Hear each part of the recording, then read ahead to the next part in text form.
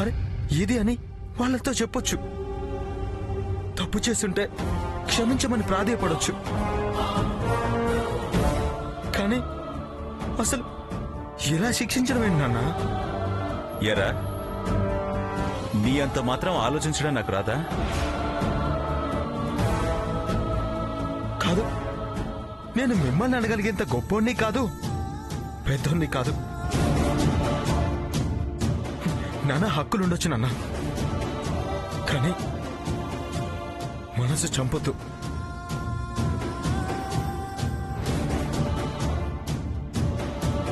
నేనేం మనసు చంపడం లేదే, మనసు మార్చుకోమని చెప్తున్నాను.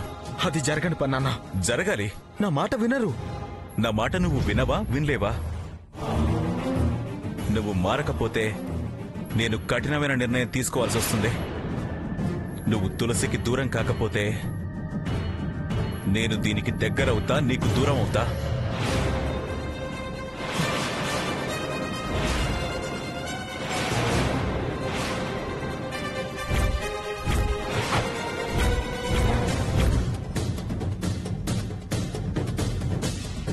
నేను డ్యూటీ విషయంలో ఎలా ఉంటానో మాట విషయంలో కూడా అంతే. కొత్తగా చెప్పాల్సిందేమీ లేదు.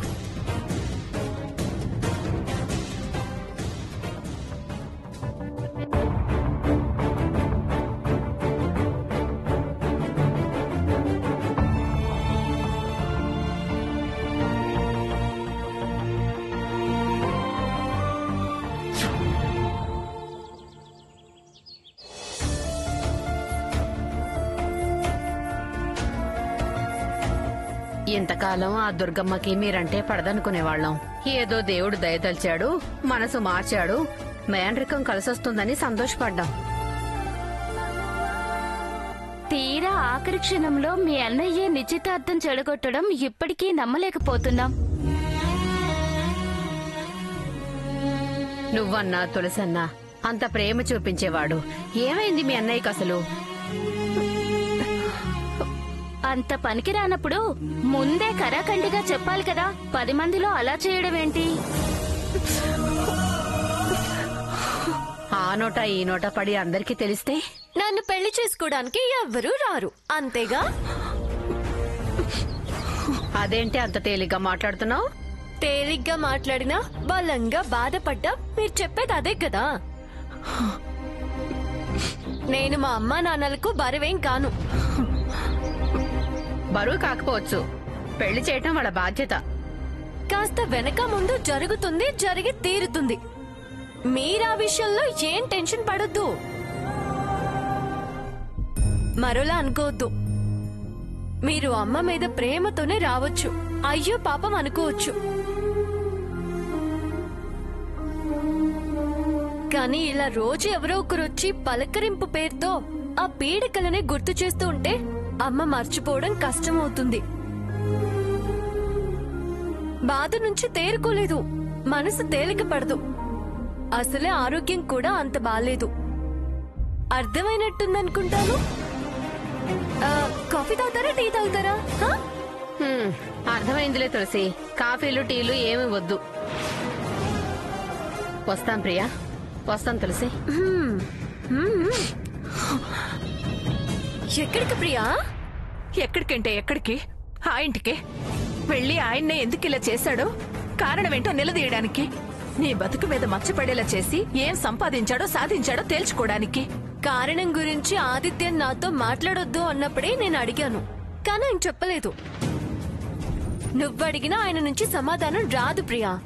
మనం వెంట పడుతున్నట్టు, వెంపర్లాడుతున్నట్టు, నిజంగానే వేరే సంబంధాలు రావు అని ప్రాధేయపడుతున్నట్టు ఉంటుంది.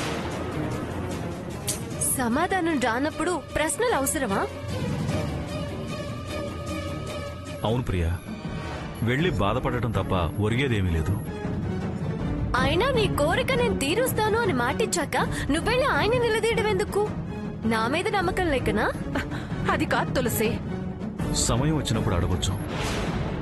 ఆరోగ్యం బాగోనప్పుడు ఆవేశపడటం అంత మంచిది కాదు. ప్రియా, ప్రతి ప్రశ్నకి సమాధానం రాబడతాను. ప్రతి అవమానానికి బదులు తీర్చుకుంటాను.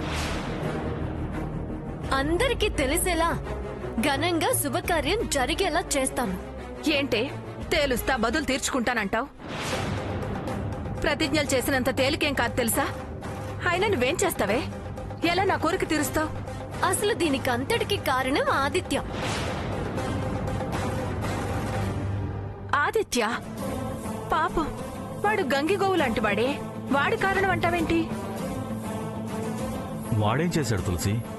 వాడంటే వాడి మనసని కాదు, బుద్ధని కాదు, వాడి పిరికితనం.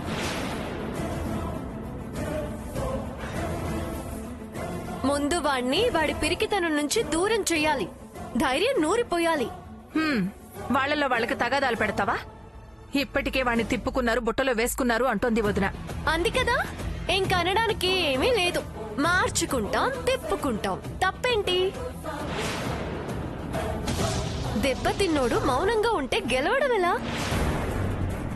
మన బలం వాళ్ళకి తెలిసేదెలా? మావయ్యని మన మీదకి ఎలా ఉసిగొలిపిందో అలానే నేను ఆవిడ రూట్లోనే ఎదురు వెళ్తాను.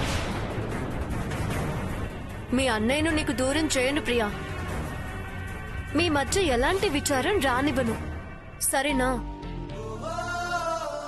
తులసి అంత నమ్మకంగా చెబుతుంది అంటే నువ్విక ఆ విషయంలో ధైర్యంగా ఉండొచ్చు. ఉండొచ్చు ఏంటి సంబయ్య, ఉండాలి.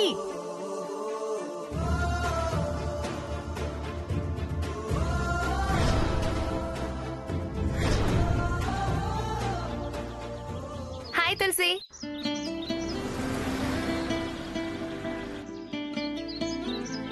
హాయ్ శ్వేత.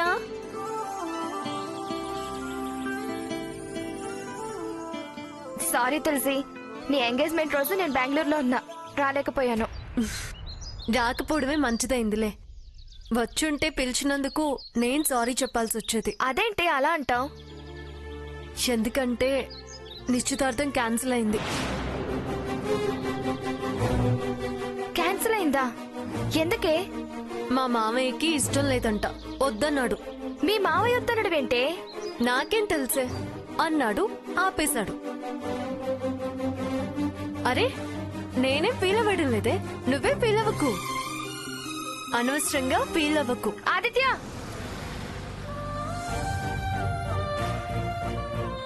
ఒకసారి లేరా. తులసి కూడా ఉందే, దులిపేస్తుందేమో. కానీ వెళితే తులసి ఫీలింగ్ అన్న తెలుస్తుందిగా.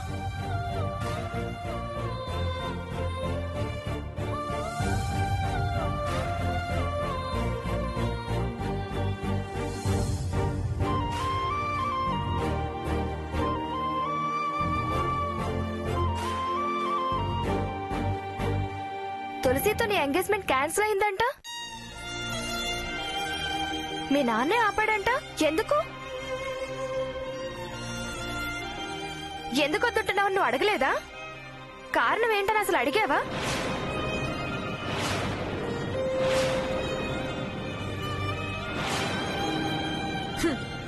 నీలా ఒక్క ప్రశ్న మామయ్యని అడుగుంటే సంతోషించేదాన్ని. అదే ఒకందుకు మంచిదే అయింది. తానేంటో నాకు బాగా అర్థమైంది. అంత పెద్ద ఇష్యూ జరిగినా సైలెంట్ గా ఉన్నాడు.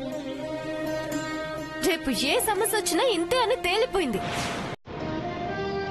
ఇంకా పెద్దదైతే పారిపోయే రకం అని క్లియర్ గా తెలిసిపోయింది. నేను వెళ్ళొస్తాము.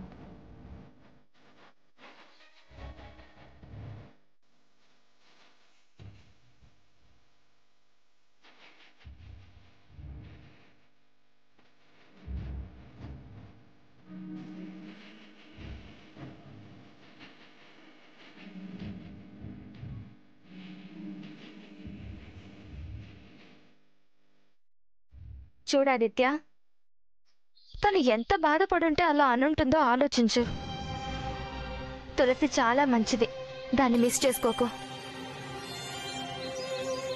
మీ నాన్నని కన్విన్స్ చేయి, లేకపోతే చాలా నష్టపోతావు. నీ లైఫ్ పార్ట్నర్గా తులసినే కరెక్ట్. ఫ్రెండ్గా చెప్తున్నా, వస్తాను. నేనేం చేయను, ఊహించని పరిస్థితి. అసలు ఆ టైంలో నా మైండ్ బ్లాంక్ అయిపోయింది. ఏం జరుగుతుందో అర్థం కాలేదు. నిజంగా నా తప్పేం లేదు తులసి. తర్వాత నాన్నని అడిగాను, కానీ ఆయన ఏమన్నది చెప్పలేదు. నా మౌనం మొత్తం మీ ఫ్యామిలీకే బాధ మిగిల్చింది. నా బాధ ఎలా చెప్పను? నన్ను ఎలా నమ్ముతావు? ఏం చేసి నమ్మించాలో తెలియడం లేదు. సారీ తులసి, అయోమయంలో ఉన్నాను. నా ప్రయత్నం నేను తప్పకుండా చేసి తీరుతాను.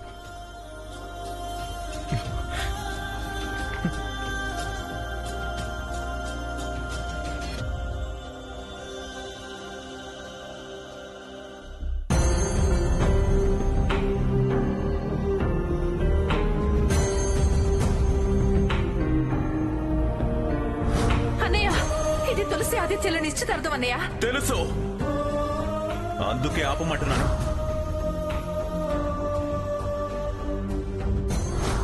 అన్నయ్య, వద్దు.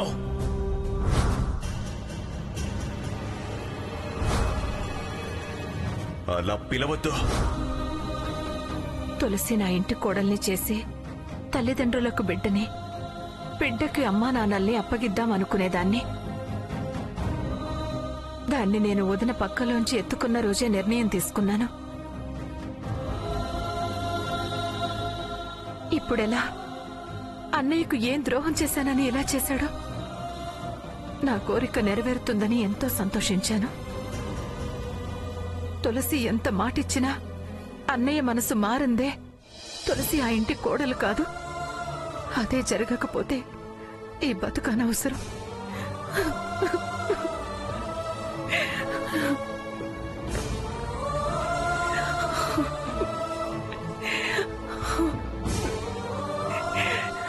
ప్రియా, టాబ్లెట్స్ వేసుకున్నావా? వేసుకోవాలి. వేసుకోవాలంటే వేసుకోవాలి, భోంచేయగానే వేసుకోవాలి కదా.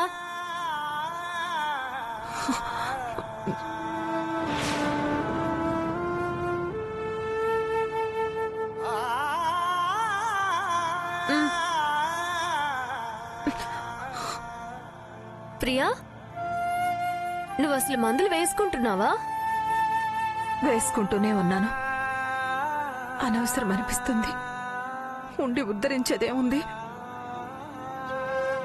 ఎందుకు ప్రియా అబద్ధాలు చెప్తున్నావు? తెచ్చిందాన్ని నేను, తెచ్చినవి తెచ్చినట్టుగానే ఉన్నాయి, ఒక్కటి కూడా తరగలేదు. వేసుకుంటున్నానంటావే? అదేంటి ప్రియా, మందులు వేసుకోకపోతే ఎలా? బాధపడుతూ కూర్చుంటే బాధ తగ్గుతుందా? ఇదిగో వేసుకో. నాకు సహించడం లేదే. ఏంటి ఇదేమైనా టిఫినా భోజనమా? సహించడం లేదు అనడానికి మందులు సహించడం ఏంటి? నాకీ మందులు పడ్డం లేదు, పైత్యం చేస్తున్నాయి. డాక్టర్ని కలిసి మార్పించుకుంటావా? మందులు మార్చడం కాదు, అసలు ఈ మందులే మానేద్దాం అనుకుంటున్నాను.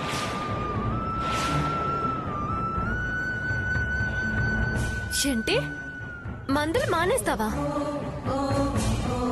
అప్పుడు మందులు పడ్డం కాదు, నువ్వు మంచాన్ని పడతావు ప్రియా. మందులు మానేటివేంటి ప్రియా? గుండె బలహీనానికి తెల్ల మద్ది ఇగుర్లు కాని, వాటి చెక్క కషాయం కాని తాగితే మంచిదని పార్వతి చెప్పింది. ఏంటి తెల్ల మధ్య? ఆవిడేమన్నా ఆయుర్వేద విద్వానా? పచ్చళ్ళమ్మే ఆవిడ పసరు మందులు చెప్పిందా? వాళ్ళ తమ్ముడు ఆయుర్వేదంలో ఎండి. అయితే అవ్వచ్చు. మనం ఆ తెల్ల మధ్య వెతుక్కుంటూ ఎక్కడికి వెళ్తాం? అవి ఎలా ఉంటాయో కూడా తెలీదు. పాత శివాలయం పక్కన చెట్లున్నాయి కదా, వాటిల్లో ఉందంట. నిన్ను పంపితే ఆ చెట్టు ఆకులు చూపిస్తానంది. తాను వాడుతుందట, చాలా బాగుంటుంది అంది. మనకు అలవాట్లేనివి ఎందుకు ప్రియా? మందులకు అలవాటేంటి? ఇదైనా మందే, అదైనా మందే. సైడ్ ఎఫెక్ట్స్ ఏం ఉండవంట. సరే, ఈ పూటకి వేసుకో. రేపు నేను వెళ్లి వివరంగా తెలుసుకుని తెచ్చి పెడతానులే. వేసుకో. ఇవ్వమ్మా.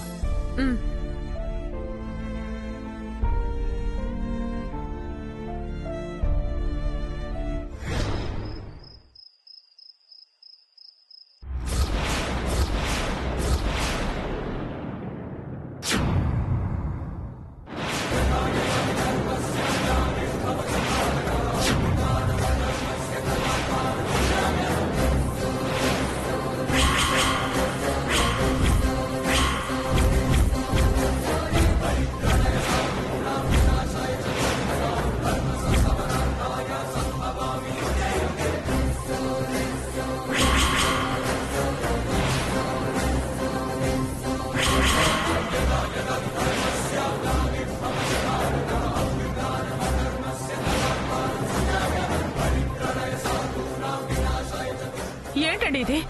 ఏంటిది? నిన్ను కాల్చి నా పాపాలు కడిగేసుకుందామని వచ్చాను. రా! ఎవడి? ఏయ్, రా! మూవ్! పద!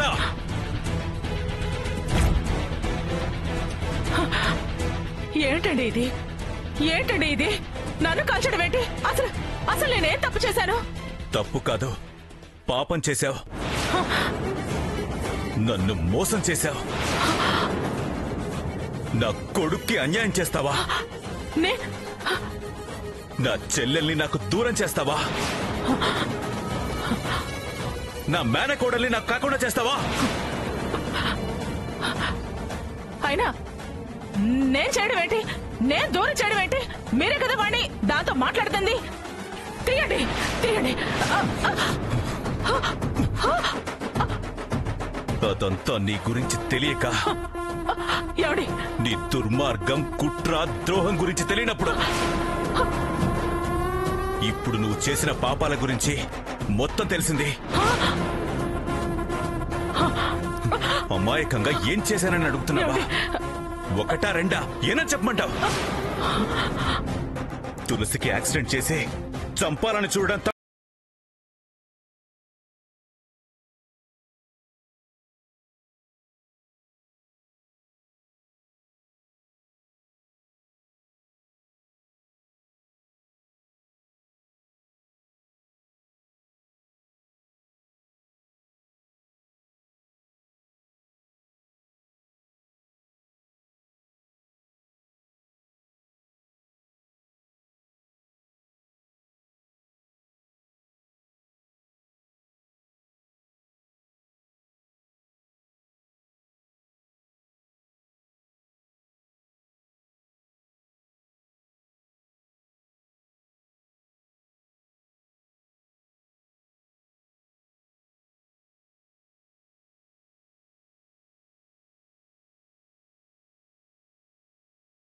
ఆదిత్య!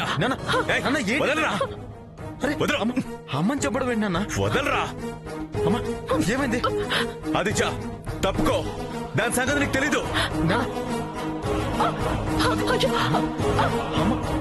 అమ్మ నాన్న, ఛే, అది అమ్మే కాదు. రే, చూడరా ఆయన ఎలా చూస్తున్నాడు.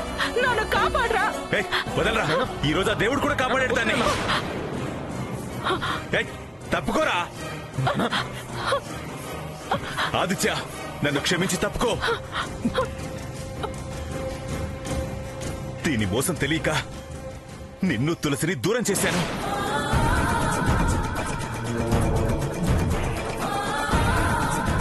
నీకు ఆంక్షలు పెట్టి శిక్షించాను. నీ నిశ్చార్థం ఆపి తప్పు చేశాను. రై, దాని అడ్డు తప్పించి తర్వాత నీ పెళ్లి ఘనంగా జరిపిస్తాను. తప్పుకో. నాన్న వద్దు నాన్న, తప్పుకోరా. ఆదిత్య, జరుగు. నేను చెప్పేది విను. అదేంటండి, నేను తప్పు చేస్తే చేయొచ్చు కానీ వేడి పెళ్లి జరిపించడం ఏంటి? జాతకాలు కలవలేదని తెలుసు కదా. చేస్తే జరిగే ప్రమాదం కూడా మీకు తెలుసు కదా. ఎలా చేస్తారు? వదలరా. నేను చచ్చిన ఈ పెళ్లి మాత్రం జరగనివ్వను. నోరు మోయ్. ఎన్ని తెలుసుకున్న వాణ్ణి ఈ విషయం తెలుసుకోకుండా ఉంటానా? ఆ జ్యోతిష్యుడు అబద్ధం, వాడు చెప్పింది అబద్ధం.